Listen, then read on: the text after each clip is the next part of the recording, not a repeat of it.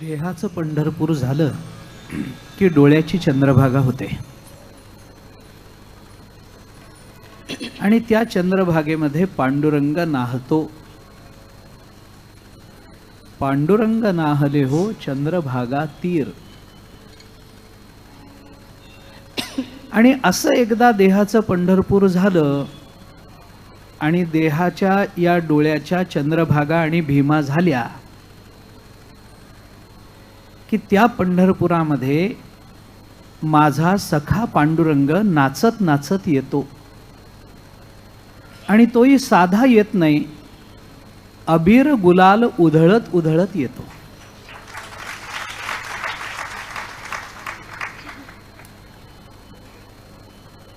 या सगळ्या करता एक भाव लागतो. अंतःकरणामध्ये भगवत संबंधानं जोपर्यंत भाव निर्माण होत नाही तोपर्यंत परिणाम प्राप्त होत नाही. आणि भाव म्हणजे काय? भक्तिशास्त्रामध्ये उज्ज्वल नीलमणीमध्ये भाव शब्दाची व्याख्या सांगताना असं म्हटलंय, प्रेमणस्तु प्रथमावस्था भाव इत्युच्यते बुधैहि. प्रेमाच्या पहिल्या अवस्थेला भाव असं म्हटलं जातं आणि प्रेमाच्या शेवटच्या अवस्थेलाही भाव असंच म्हटलं जातं. प्रेमाची पहिली अवस्था ही भाव आहे आणि प्रेमाची सर्वोत्कृष्ट अवस्था, शेवटची नाही म्हणता येणार, पण सर्वोत्कृष्ट अवस्था यालाही भावच म्हणतात. पण या दोन भावांमध्ये फरक आहे. तसा भावाभावामध्ये फरक असतोच,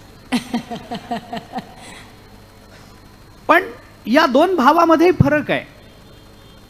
प्रेमाची जी पहिली अवस्था तो भाव कोणता आणि प्रेमाची जी अत्युत्कृष्ट अवस्था तो भाव कोणता, याच्यातला फरक कसा ओळखायचा? तर भक्तिशास्त्राने याच्यातला फरक फार सुंदर सांगितला. अंतःकरणामध्ये प्रेम निर्माण झाल्यानंतर ते प्रेम ज्याच्या अंतःकरणात निर्माण होतं त्याच्यावरच परिणाम होत असेल तर ती प्रेमाची पहिली अवस्था आहे, त्याला भाव असं म्हणतात. माझ्या ठिकाणी प्रेम निर्माण झालं आणि त्या भगवत प्रेमाने माझे डोळे पाझरायला लागले, माझ्या ठिकाणी अष्टसात्विक भाव निर्माण झाले, तरी ती प्रेमाची पहिलीच अवस्था आहे. अष्टसात्विक भाव ही उत्कृष्ट अवस्था नाही, ती प्रेमाची पहिलीच अवस्था आहे. कारण अंतःकरणामध्ये प्रेम निर्माण झालं, ते ज्याच्या अंतःकरणात निर्माण झालं त्याच्यावरच परिणाम करत असेल तर ती प्रेमाची पहिली अवस्था आहे, त्यालाही भाव म्हणतात. आणि अंतःकरणात प्रेम निर्माण झाल्यानंतर ते प्रेम ज्याच्या संबंधानं निर्माण झालं त्याच्यावर परिणाम करत असेल तर ती प्रेमाची अत्युत्कृष्ट अवस्था आहे, त्यालाही भावच म्हणतात. अगदी सरळ आणि सोप्या भाषेत, माझ्या अंतःकरणात प्रेम निर्माण झालं तेव्हा मी जर डोलायला लागलो, मी जर नाचायला लागलो तर ती प्रेमाची पहिली अवस्था आहे.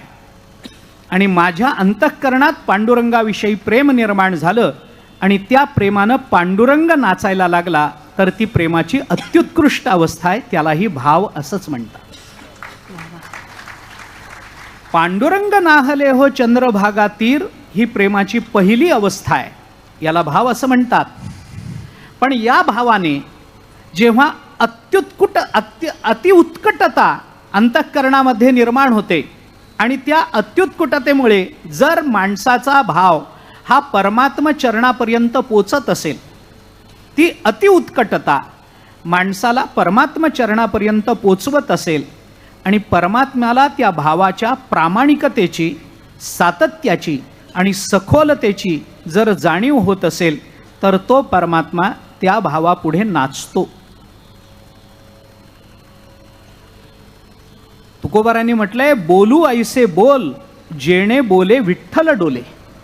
आम्ही असं बोलू की ज्या बोलण्यामुळे विठ्ठल डोलेल. ही अतिउत्कृष्ट अवस्था आहे भावाची. आणि जेव्हा चंद्रभागा तीर नाहतं, जेव्हा डोळे ओले होतात, तेव्हा त्याच्यातल्या प्रामाणिकतेनं परमात्मा याच देहाच्या पंढरपूरमध्ये अबीर गुलाल उधळत उधळत या नाथा घरी नाचायला लागतो. तेव्हा ती प्रेमाची सर्वोत्कृष्ट अवस्था असते. ती सर्वोत्कृष्ट अवस्था नावी कुलकर्णी यांनी पुन्हा शब्दबद्ध केली आहे आणि आता त्याला पुन्हा स्वरबद्ध करण्याची मी विनंती करतो.